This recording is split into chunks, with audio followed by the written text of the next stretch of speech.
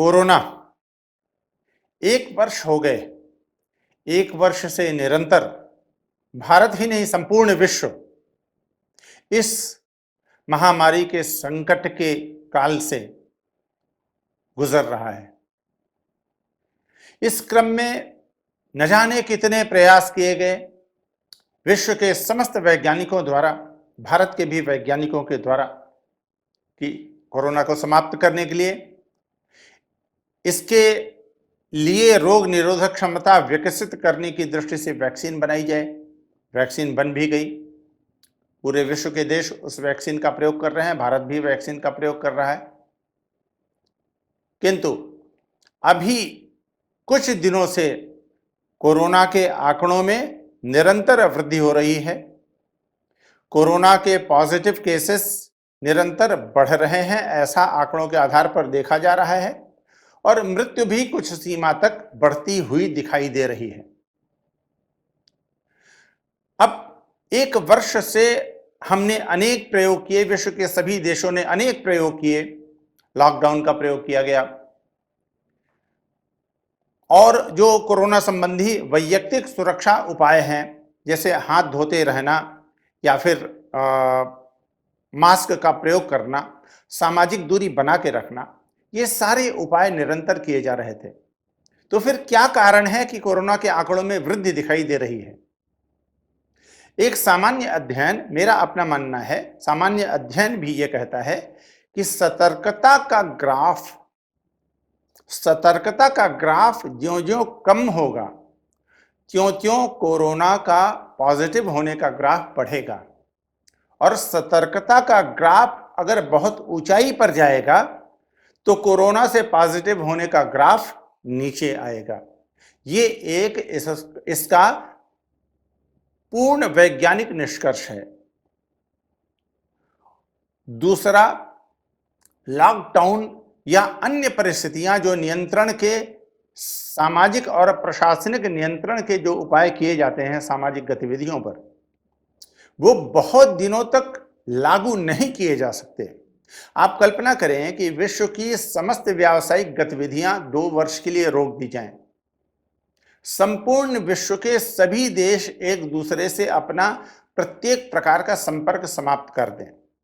नागरिकों का और वस्तुओं का, सामानों का व्यापार संबंधी जो वस्तुएं आवागमन करती हैं समुद्र के माध्यम से और अन्य माध्यमों से, उनका आवागमन पूरी तरह से रोक दिया जाए। यदि ऐसी स्थिति बनाई जाए 2 वर्ष तक, तब लगता है कि कोरोना का जो संक्रमण एक देश से दूसरे देश को जाता है, या फिर एक राज्य से दूसरे राज्य में पहुंचता है, या एक व्यक्ति से दूसरे व्यक्ति में पहुंचता है, तब यह संक्रमण रुक सकता है शायद।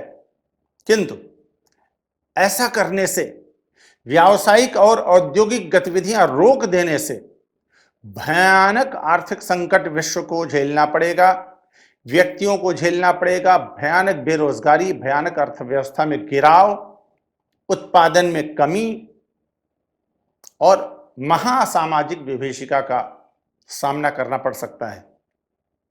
ऐसी स्थिति में उपाय क्या है? ऐसी स्थिति में दूसरा उपाय जो है कि प्रत्येक देश के प्रत्येक राज्य का हर नागरिक आत्मनियंत्रण करते हुए कोरोना संबंधी सभी नियमों का 100% स्वयं पालन करे। सरकारें आपकी सेवा के लिए हैं। सरकार की सभी एजेंसियां आपकी सेवा में लगी हुई हैं। कोरोना मुक्त समाज बनाने के निर्माण में सारे लोग अपने पुरुषार्थ का उपयोग कर रहे हैं। फिर भी यदि आत्मनियंत्रण स्वयं आप नहीं करेंगे, मास्क का निरंतर उपयोग करना, सामाजिक दूरी बनाए रखना और हाथों की स्वच्छता को निरंतर बनाए रखना, ये उपाय यदि आप नहीं करेंगे स्वयं, तो लगातार शासकीय एजेंसियां या अन्य जो प्रशिक्षक होते हैं, जो आपको मार्गदर्शन देते हैं, वो प्रयास करके भी पूर्णतः सफल नहीं हो पाएंगे। आंकड़ों के बढ़ने का यही कारण, मुझे ऐसा लगता है कि यही कारण है। ज्यों-ज्यों आंकड़ा कम हुआ, त्यों-त्यों सतर्कता में कमी आती गई, और सतर्कता में कमी आते ही आंकड़ों में वृद्धि दिखाई देने लगी है। तो अगर आप बहुत बड़े संकट से बचना चाहते हैं, अपने देश को बचाना चाहते हैं, अपने परिवार को बचाना चाहते हैं, अपने समाज को बचाना चाहते हैं, तो आपको आत्मनियंत्रण, योगियों की तरह आत्मनियंत्रण का अभ्यास करना होगा। मैं अपने कार्यालय में 1 वर्ष से लगातार, जब से कोरोना का संकट आया है, तब से लगातार आने वालों को या विभागीय जो अधिकारी हैं उनसे हमेशा अंतर्वार्ता के क्रम में ये बातें बताता रहा हूं। और जिन लोगों ने नहीं माना उनको मैं प्रेरित करके और ये बता के कि ये सरकारी नियम है और चिकित्सकीय नियम है, इसलिए इसका पालन आपको करना ही होगा।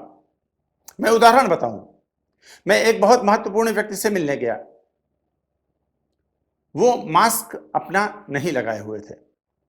मैंने जब उनके कक्ष में प्रवेश किया तो मैंने कहा कि आपने मास्क नहीं धारण कर रखा है, तो कृपया मास्क लगा लें।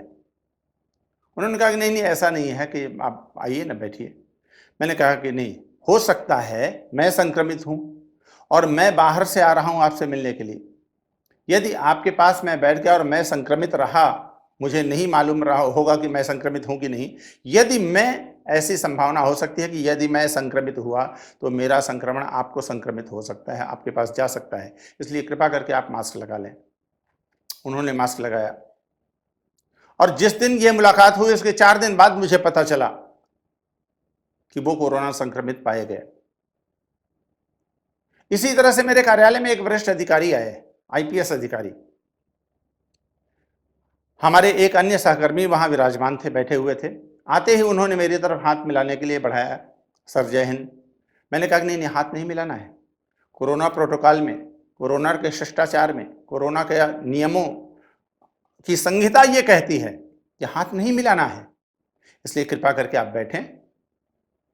फिर दोनों अधिकारी जो हमारे कार्यालय में एक अतिरिक्त हमारे सहकर्मी बैठे हुए थे, अधिकारी, वरिष्ठ अधिकारी, उन दोनों ने अपने हाथों को ऐसे मिलाया, ऐसे। तो मैंने फिर उनसे कहा कि कृपा करके आप अभी मेरे समक्ष आ जाइए, सामने आ जाइए। मैंने सैनिटाइजर लिया, दोनों को मैंने हाथ में दिया। मैंने कहा कि आप दोनों लोग अपना हाथ सैनिटाइज करिए और कृपा करके इस तरह का स्पर्श मूलक अभिवादन करना बंद कर दीजिए। आप जानते हैं क्या हुआ? 4 दिन बाद मुझे पता चला कि जो वरिष्ठ अधिकारी मेरे कार्यालय में आए थे मुझसे मिलने के लिए, जिन्होंने मेरे सहकर्मी से हाथ मिलाने का एक प्रयास किया, स्पर्श किया, वो कोरोना संक्रमित पाए गए। आपके पास कौन आ रहा है, वो संक्रमित है कि नहीं, ये इसका ज्ञान आपको नहीं है, अंतर्यामी आप नहीं हैं। इसलिए प्रत्येक व्यक्ति में, प्रत्येक वस्तु में संदेह करना, और संदेह ये मानसिक स्तर पर मानसिक रोग के रूप में विकसित नहीं करना है। एकदम शुद्ध वैज्ञानिक रीति से सोचना है कि ये विषाणु क्या है, इस विषाणु का संक्रमण कैसे हो सकता है। स्पर्श से हो सकता है, श्वासों के निकटता के कारण एक श्वास से दूसरे श्वास में प्रवेश कर सकता है ये। तो उतनी अधिक दूरी बना के रखी जाए, 6 फीट 8 फीट की दूरी बना के रखी जाए, कोई दिक्कत नहीं है। ऐसी दूरी बनाए रखने में कोई असुविधा नहीं है। और स्पर्श नहीं किया जाए। हमारे यहाँ शिष्टाचार का प्रारंभिक ये एक बहुत शुचितापूर्ण पद्धति है, प्रणाम करना। आप मुसलमानों में देखेंगे, कुरान मजीद की जो प्रक्रिया है, हदीस की जो प्रक्रिया है, वो ऐसे करते हैं, अस्सलाम वालेकुम, वालेकुम सलाम। हाथ मिलाने की कहीं प्रक्रिया निर्धारित नहीं है। हाथ मिलाने की प्रक्रिया उन्हीं देशों में निर्धारित हुई जो बहुत ठंडे प्रदेश थे, जहां शुद्धता पर बहुत ज्यादा ध्यान नहीं दिया जाता था। शुद्धता क्या, पवित्रता पर बहुत ज्यादा ध्यान नहीं दिया जाता था। लेकिन हमारे यहां पवित्रता एक शब्द है, शुद्ध होना, स्वच्छ होना एक दूसरी प्रक्रिया है, और पवित्र होना वो एक उससे उत्कृष्टतर प्रक्रिया है। तो पवित्रता और शुद्धता में यही अंतर है कि यदि आप पवित्र रहने का अभ्यास करते हैं तो आप सूक्ष्मतम बैक्टीरिया और वायरस से भी बच जाते हैं। शुद्धता के साथ यदि आप रहते हैं तो आप वायरस और बैक्टीरिया के सूक्ष्मतम स्वरूपों से संक्रमित हो सकते हैं। लेकिन पवित्र रहने का अभ्यास यदि आप करते हैं, जो कि सनातन संस्कृति का मूल आधार है, शौचात् स्वांग जुगुप्सा परैः असंसर्गश्च। तो शौच नामक नियम के प्रयोग से, उसके अभ्यास से अपने अंगों की शुद्धता का, अपने अंगों को पवित्र करते रहने का भान बना रहता है। और परैः असंसर्गश्च, दूसरों से संसर्ग मतलब स्पर्श मूलक संव्यवहार करने में व्यक्ति बचता है शुचिता के अभ्यास के कारण। क्योंकि यदि जिस वस्तु को, जिस व्यक्ति को आप स्पर्श कर रहे हैं, वह यदि संक्रमित है, उसके हाथों में या जिस अंग का आप स्पर्श कर रहे हैं वहां बैक्टीरिया, वायरस हैं, और आपने स्पर्श किया तो वो निश्चित रूप से आप में संक्रमित हो जाएंगे, आपके अंदर प्रवेश कर जाएंगे। इसलिए पूरे समाज के प्रति, पूरे देश के प्रति, राष्ट्र के प्रति और पूरी विश्व के प्रति, पूरी मानवता के प्रति आपका यह दायित्व है कि आप लॉकडाउन या अन्य गतिविधियों के सरकारी नियंत्रण की प्रतीक्षा किए बिना आत्मनियंत्रण विकसित करें और अपने आप को कोरोना से संक्रमित होने से बचाने के उन समस्त व्यवहारों का, उपायों का प्रयोग करें जो आपको बताए जाते रहे हैं, बार बार बताए जाते रहे हैं। बताने की आवश्यकता भी अब नहीं है। कुछ समय तक कुछ लोग आपको कहेंगे कि बहुत ज्यादा आप ध्यान दे रहे हैं, मुझे भी कहते रहे हैं लोग, लेकिन जो लोग कहते रहे हैं उनसे बड़ी विनम्रता के साथ मैं कहता रहा हूं कि ये नियम है, नियम का पालन करना है। हेलमेट लगाकर यदि आपको चलना है मार्ग में, अपने मोटर वाहन पर, दोपहिया वाहन पर, तो ऐसा नहीं है कि हर व्यक्ति एक्सीडेंट का शिकार हो जा रहा है। नहीं, लाख में एक व्यक्ति ही हो सकता है एक्सीडेंट का शिकार होगा हेलमेट के न पहनने के कारण, या वो उसके लिए घातक एक्सीडेंट हो सकता है, सर फट सकता है उसका। लेकिन 99,999 लोगों को भी हेलमेट पहनने का कानून क्यों बना हुआ है? इसलिए कि उनकी संभावना हो सकती है, उन 1 लाख में कोई भी व्यक्ति पहला हो सकता है एक्सीडेंट होने पर, यदि उसने हेलमेट पहन नहीं रखा है। इसलिए 100% लोगों को कोरोना मुक्त बनाए रखने के लिए, कोरोना की दुर्घटना से बचने के लिए मास्क अनिवार्य है, सामाजिक दूरी अनिवार्य है, और हाथों की शुद्धता बनाए रखना अनिवार्य है, वस्त्रों की शुद्धता बनाए रखना अनिवार्य है। क्योंकि उन लाखों, उन करोड़ों में एक व्यक्ति जो कोरोना संक्रमित हो सकता है, उनमें आप हो सकते हैं यदि आपने मास्क नहीं पहना। 1 लाख लोगों में 50,000 लोगों ने मास्क नहीं पहन रखा है, तो उन 50,000 लोगों में संभावना रहेगी कि उनमें एक व्यक्ति कोई, या दो व्यक्ति या 100 व्यक्ति संक्रमित हो सकते हैं। तो जैसे हेलमेट अनिवार्य है, जबकि आपको एक्सीडेंट नहीं करना है, एक्सीडेंट की आपकी संभावना बहुत शून्य है, फिर भी आप हेलमेट पहनते हैं क्योंकि सरकार ने नियम बना रखा है। इसलिए मास्क आप पहनते हैं, पहनना चाहिए क्योंकि सरकार ने नियम बना रखा है, मेडिकल साइंस कहता है। यही मैं कहने के लिए आज आया था। मैं आपसे बातें करता रहूंगा। आप इस वीडियो को अधिकतम शेयर करिए, इस वीडियो को पूरी तरह से सुनिए, और हमारे चैनल को अगर आपने सब्सक्राइब नहीं किया है, बिहार सिविल डिफेंस के चैनल को सब्सक्राइब कर लीजिए। यूट्यूब में, फेसबुक में हमारा पेज है, उसको फॉलो कर लीजिए। इंस्टाग्राम में अकाउंट है, ट्विटर पर अकाउंट है। आप हमारे सभी सोशल मीडिया से जुड़े रहिए, उसको शेयर करिए और इन अच्छी बातों के संबंध में स्वयं ज्ञान प्राप्त करिए, और अपना ज्ञान हमें भी देते रहिए। अपनी टिप्पणी अवश्य करिएगा। इस वीडियो पर आपके क्या विचार हैं?